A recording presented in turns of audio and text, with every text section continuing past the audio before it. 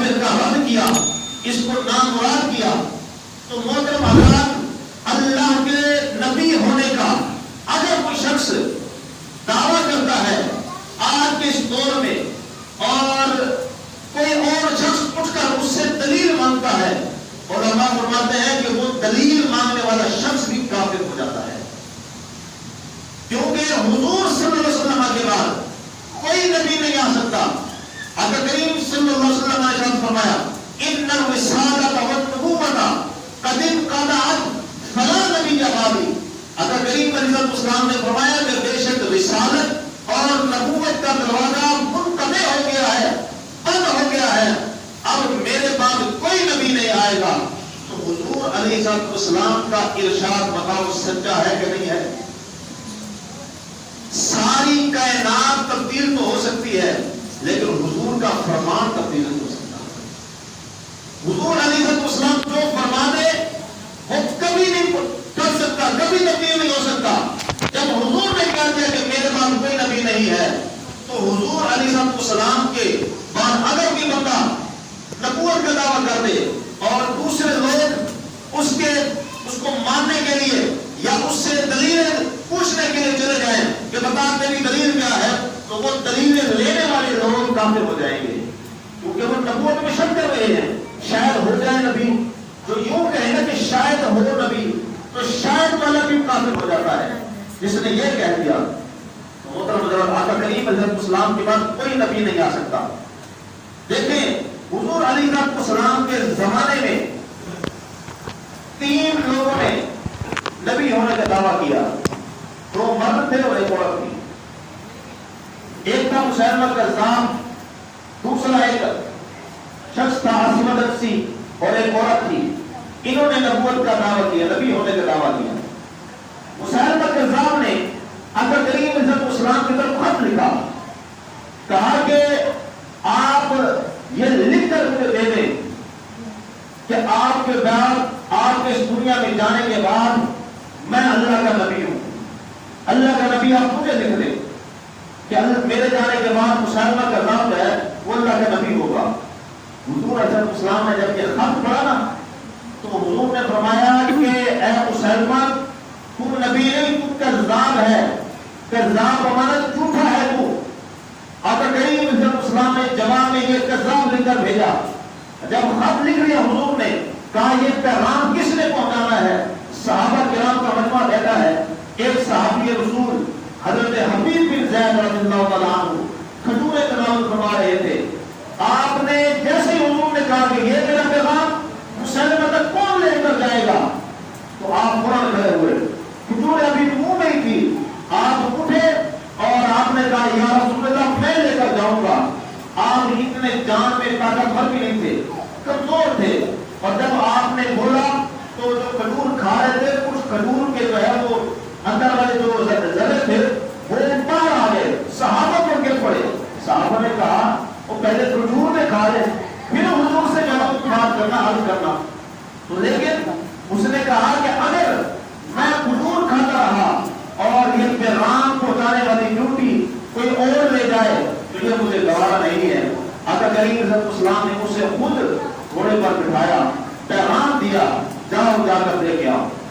اب مسلمہ کذاب کے پاس پہنچا، مسلمہ جو تھا وہ اپنے تخت پر بیٹھا ہوا ہے اور آپ گئے، آپ نے جا کے اسے پیغام دیا۔ وہاں پر یہ ہوتا تھا کہ جو بادشاہ ہوتا تھا جو تخت پر بیٹھتا تھا اس کا خط، اس کا جو پڑھنے والا جو وزیر مشیر جو رکھا ہوا تھا وہ پڑھتا تھا، بادشاہ خود نہیں پڑھتا تھا۔ اس نے کہا پڑھو خط۔ اب خط پڑھنے لگا تو لکھا ہوا ہے کذاب۔ حضور نے فرمایا کہ تم نبی نہیں، تم کذاب ہے، تم جھوٹا ہے۔ اس کو غصہ آیا، اس نے تلوار اٹھائی اور آ کر حضرت حبیب بن زید سے کہتا ہے کہ تو بتا کیا محمد اللہ کے رسول ہیں؟ اتشہدو، کیا تو گواہی دیتا ہے محمد رسول اللہ، محمد اللہ کے رسول ہیں؟ آپ نے فرمایا ہاں میں گواہی دیتا ہوں کہ اشہدو حضور علیہ السلام محمد رسول اللہ، میں گواہی دیتا ہوں کہ حضور اللہ کے رسول ہیں۔ آپ نے کہا میں گواہی دیتا ہوں محمد اللہ کے رسول ہیں۔ پھر اس نے سوال کیا، کہا کہ اتشہدو انی، رسول اللہ، کیا تو یہ گواہی دیتا ہے کہ میں اللہ کا رسول ہوں؟ آپ نے فرمایا کیا کہہ رہا ہے؟ میں سن نہیں پا رہا۔ کیا کہہ رہا ہے تو؟ میں سن نہیں پا رہا، تیری بات سننے سے میں بہرا ہو چکا ہوں۔ تو اس نے آپ رضی اللہ تعالیٰ عنہ کے کندھے مبارک پر تلوار ماری، آپ کا ایک بازو کر دیا۔ اس نے پھر پوچھا کیا محمد اللہ کے رسول ہے؟ آپ نے کہا ہاں۔ پھر کہا کہ کیا میں اللہ کے رسول ہوں؟ آپ نے کہا تو کیا کہہ رہا ہے؟ میں تیری بات سن ہی نہیں رہا۔ اس نے پھر تلوار ماری، آپ کا دوسرا بازو کٹ گیا۔ پھر اس نے پوچھا کیا تو گواہی دیتا ہے کہ محمد اللہ کے رسول ہیں؟ آپ نے کہا ہاں محمد اللہ کے رسول ہیں۔ پھر اس نے کہا کہ کیا تو گواہی دیتا ہے کہ میں اللہ کا رسول ہوں؟ آپ نے کہا تو کیا کہہ رہا ہے؟ تیری بات میں سن ہی نہیں رہا۔ اس نے پھر آپ کی کان کاٹ دی۔ اسی طرح پھر اس نے سوال یہ کیا، آپ نے پھر وہی جواب دے تو آپ کی اور دوسری کان بھی کاٹ دی، آپ کے دونوں بازو بھی کٹ گئے، دونوں ٹانگیں بھی کٹ گئی، لیکن جواب یہی دیتے رہے کہ محمد اللہ کے رسول ہیں۔ حضور کے بعد کوئی نبی نہیں آئے گا۔ اور پھر اس نے آپ رضی اللہ عنہ کو آگ میں ڈلوا کر شہید کروا دیا۔ تو وہ مسیلمہ کذاب، اس کے مقابلے میں حضرت سیدنا صدیق اکبر رضی اللہ عنہ گئے اور اس کو شکست پہنچا دی۔ تو محترم حضرات، یہ حضور کے زمانے سے نبوت نبی ہونے کا دعویٰ کرتے آ رہے ہیں لوگ، اور ان کا رد کرنے کے لیے حضور کے غلام بھی موجود ہیں۔ 1974 7 ستمبر کو شاہ احمد نورانی صدیقی رحمۃ اللہ تعالی علیہ نے آپ نے قدم اٹھایا اور آپ نے پورے پاکستان کی قومی اسمبلی میں یہ بل پیش کیا کہ قادیانی کو کافر قرار دیا جائے۔ تو قادیانی کو پاکستان کے میں مسلمانوں کے جتنے ملک ہیں سب ملکوں سے ہٹ کر پاکستان واحد ملک ہے جس کے اندر قادیانی کو قانونی طور پر کافر قرار دیا گیا۔ اور قادیانی ایسے بدبخت ہے کہ ایک تیرا غازی خان کا قادیانی تھا، وہ جہاں بھی چند بندوں میں کھڑا ہوتا وہ اپنی جو ہے وہ فرقے کی تبلیغ کرنا شروع کر دیتا اور مرزا حضور کے خلاف باتیں کرنا شروع کر دیتا۔ مرزا غلام احمد قادیانی کو نبی جو ہے وہ گروانا شروع کر دیتا، دلائل دیتا۔ تو جب وہ مرا نا، اس کی موت ہی اس حالت میں آئی کہ وہ حضور صلی اللہ علیہ وسلم کے خلاف بغاوت کر رہا تھا، اس کو موت آ گئی۔ جب وہ مرا تو ان قادیانیوں نے سیکریٹ پروگرام بنایا، یعنی خفیہ پروگرام بنایا کہ اس کو مسلمانوں کے قبرستان میں دفن کیا جائے۔ مسلمانوں کو بات پتہ چل گئی، مسلمانوں نے قانونی کارروائی کی، آرڈر جاری ہو گیا، حکم آ گیا کہ اسے جو ہے مسلمانوں کے قبرستان میں دفن نہیں کیا جائے گا۔ اسے پھر کسی اور جگہ میں دفن کیا۔ تو جیسے ہی دفن کر کے پلٹے، لوگوں نے دیکھا کہ اس کی قبر میں آگ بھڑک اٹھی اور 3 دن تک اس کی قبر سے آگ کے شعلے اوپر اڑتے تھے۔ 3 دن تک لوگوں نے دیکھا اور اس سے لوگوں نے عبرت حاصل کی۔ اسی طرح ایک اور قادیانی کافر مرتد، اس نے یہ توسہ شریف کا واقعہ ہے کہ جب وہ کافر قادیانی بڑا امیر کبیر تھا، مسلمانوں کے نبی حضرت محمد مصطفیٰ صلی اللہ علیہ وسلم کے خلاف بکواس کرتا تھا، جب وہ مر چکا تو کیا ہوا، اسے لوگوں نے مسلمانوں کی مسجد جو 4 دیواری ہے اس کے اندر اسے دفنا دیا۔ مسلمانوں کو پتہ چلا تو انہوں نے قانونی کارروائی کی۔ اب قانون نے کہا تو وہی ہے، ان کو دفنا نہیں سکتے، کافر ہیں، مسلمانوں کے قبرستان میں مسجد میں کو نہیں دفنا سکتے۔ حکم آ گیا کہ اس کو جو ہے وہ نکال کر کہیں اور دفن کیا جائے۔ اب اسے وہاں سے نکالا تو جب نکالا تو اس کے بدن سے اتنی گندی بدبو آ رہی تھی تو وہاں پر لوگ چکرانے لگ گئے۔ جو قبر کھودنے والے تھے وہی گھبرا گئے، جب ہمارے ساتھ ہم یہیں پر مر نہ جائیں۔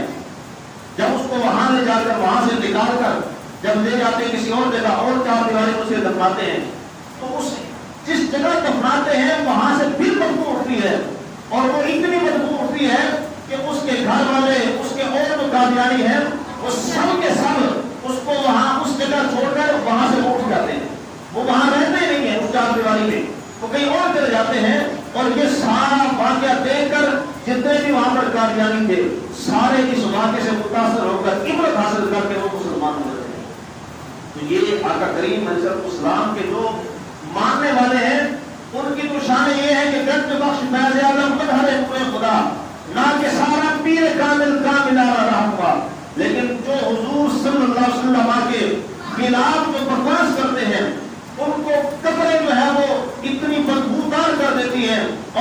کی قبریں جو ہے آج سے بھر دی جاتی ہیں کہ ان کے قبروں کے اندر سے شعلے باہر نکلتے ہیں. لوگ دیکھتے ہیں کہ گستاخ رسول کی جو ہے وہ سزا کتنی سخت ہو رہی ہے, اس کی قبر سے کتنی آگ بھڑک رہی ہے.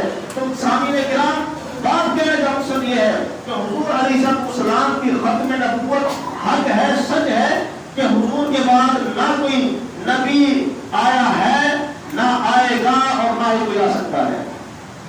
اگر کریم صلی اللہ علیہ وسلم آخری نبی ہیں. اور بات یہ ہے کہ آج کے ہمارے بھولے بھالے مسلمان اگر ان سے بھی کہہ دے کہ مرزا غلام احمد قادیانی نبی تھا, اور یہ پھر چلے آتے ہیں, آ کر پوچھتے ہیں کہ کیا حضور کے بعد کوئی اور نبی آ سکتا ہے. ابھی یہ مسئلہ اتنا عام مسئلہ ہے کہ ہمارے مسلمان پوچھتے ہیں کہ تمہیں کہ کیا ہمارے نبی کے بعد کوئی اور نبی آ سکتا ہے. پھر تم مسلمان کس چیز کے ہو؟ تمہیں ابھی تک یہ پتہ نہیں چلا کہ حضور صلی اللہ علیہ وسلم آخری نبی ہیں, ان کے بعد کوئی نبی نہیں ہے, پھر بھی تم شک کرتے ہو کہ کیا اور نبی آ سکتا ہے, پھر بھی تم آ کر یہ پوچھتے ہو. تو محترم حضرات, اس بات کو ذہن نشین کر لیں کہ آقا کریم علیہ السلام آخری نبی ہے, ان کے بعد کوئی نبی نہیں آئے گا. حضور نے خود فرمایا تھا کہ میری ایک مکان بناؤ اور اس مکان کے اندر ہر چیز لگا دو, صرف ایک اینٹ کی جگہ چھوڑ دو. تو دیکھنے والا کہے گا کہ اگر یہ ایک اینٹ اس کے اندر لگ جاتی نا تو مکان خوبصورت ہو جاتا.